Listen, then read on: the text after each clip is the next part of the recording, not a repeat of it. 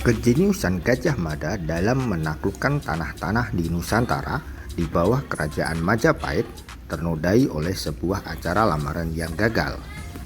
Saat perang dan politik seolah sudah mendarah daging dalam dirinya, Sang Mahapatih gagal dalam menjalankan misi lamaran.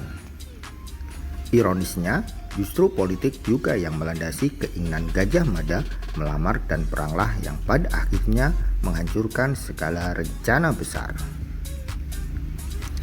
Kisah yang banyak dikenal orang sebagai Perang Bubat itu pada akhirnya mulai mengirim kaki Sang Mahapatih untuk keluar dari berbagai urusan duniawi, terutama perang dan politik. Saat menjabat sebagai Patih Majapahit, Gajah Mada mengucapkan sumpahnya yang sangat terkenal, yaitu Sumpah Palapa.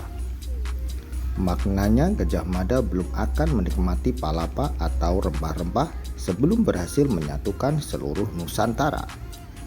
Sumpah itu sendiri berhasil karena pulau-pulau yang menjadi target Gajah Mada seperti Pahang, Dompo, Palembang, Bali dan lainnya berhasil dikuasai serta dipersatukan di bawah kekuasaan Majapahit. Semasa pemerintahan Raja Hayam Wuruk antara tahun 1350 sampai 1389, Gajah Mada bahkan berhasil mengembangkan kekuasaannya sampai ke wilayah timur seperti Seram, Makassar, Buton, Sumba, Saparua, Solor, Bima, Ambon, Timur, Dompu, dan lainnya. Tapi prestasi emas Gajah Mada sempat ternoda oleh Perang Bubat yang melibatkan Majapahit dan Kerajaan Pajajaran. Kisahnya Hayam Wuruk bermaksud menjadikan putri Raja Pajajaran, Dyah Pitaloka, sebagai permaisuri dan Gajah Mada serta pasukannya dikirim untuk melamar. Ketika rombongan Gajah Mada sampai di daerah Bubat, mereka dicegat pasukan Pajajaran.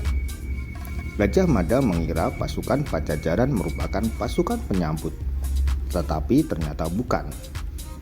Secara tiba-tiba, pimpinan pasukan Pajajaran mengajukan syarat agar Hayam Wuruk sendiri yang datang menjemput calon permaisuri. Bagi Gajah Mada, jika Hayam Wuruk sendiri yang datang melamar, itu sama saja berarti Majapahit secara politik telah ditaklukkan oleh Pajajaran. Gajah Mada berusaha keras mengadakan negosiasi agar Pajajaran menerima dirinya. Tapi Patih Anepaken sebagai pemimpin pasukan Pajajaran tetap bersikeras dan perang pun pecah. Raja Pajajaran dan putrinya akhirnya tewas dalam perang habis-habisan itu. Sedangkan Hayam Wuruk yang kemudian tahu kejadian yang sebenarnya menjadi sangat kecewa. Gajah Mada sendiri kemudian mengundurkan diri dari kekuasaan sebagai patih dan dunia politik Majapahit. Dia lalu memilih meninggalkan keduniawian dan berlaku tapa di hutan. Tahun 1364 Gajah Mada meninggal dan seiring kepergiannya secara perlahan kejayaan Majapahit pun menjadi pudar.